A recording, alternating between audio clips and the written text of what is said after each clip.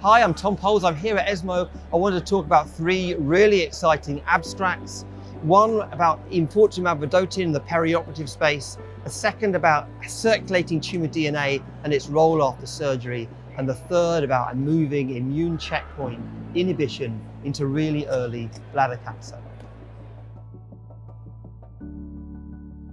The first is Keynote 905. This is a randomized study looking at enfortumab vedotin and pembrolizumab in muscle-invasive bladder cancer. We know the regime works really well in advanced disease. Is it active in the perioperative setting? So in this study, patients had cystectomy alone or perioperative EVP with cystectomy.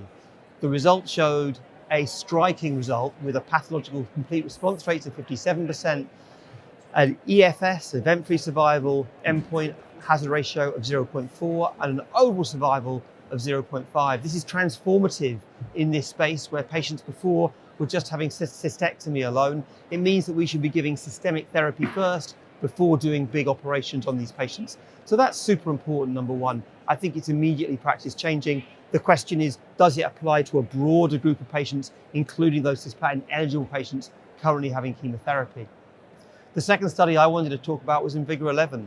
IMvigor11 is in the same space. It's in muscle-invasive bladder cancer. Here we're using circulating tumour DNA. Circulating tumour DNA is a blood test where we can track cancer cells from the blood.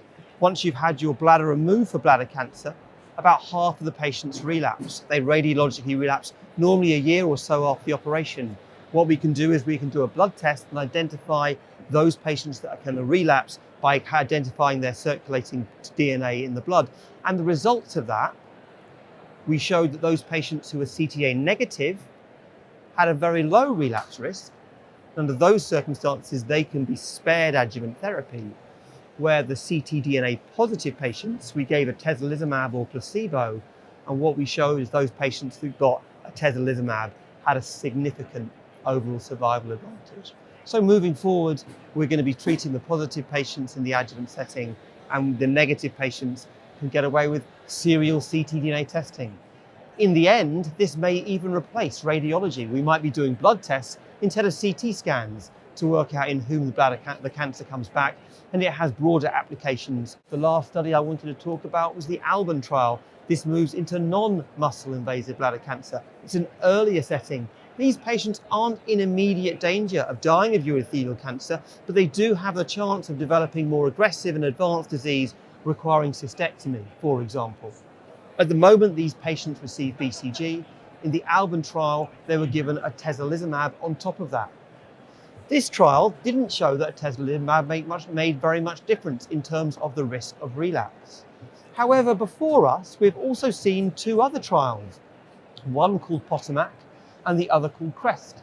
They had quite a similar design for cisalimab, which is a PD-1 inhibitor, and durvalumab, another PD-L1 inhibitor, and both of these trials were positive for event-free survival. It's hard to explain why two trials would be positive and one negative. When you look in the detail, it looks like the definition of event-free survival across the different trials is slightly different. And therefore one can explain what's going on. It does look like early immune checkpoint inhibition does reduce the risk of the cancer coming back significantly, certainly for two of the three drugs. But we also have to take this into context of the adverse events associated with immune checkpoint inhibition. About 10% of these patients get life-changing toxicity. Therefore, the risk-benefit ratio needs to be weighed up. And ultimately, wouldn't it be great if we could select those patients at risk? I wonder if ctDNA may help. Many thanks for your attention.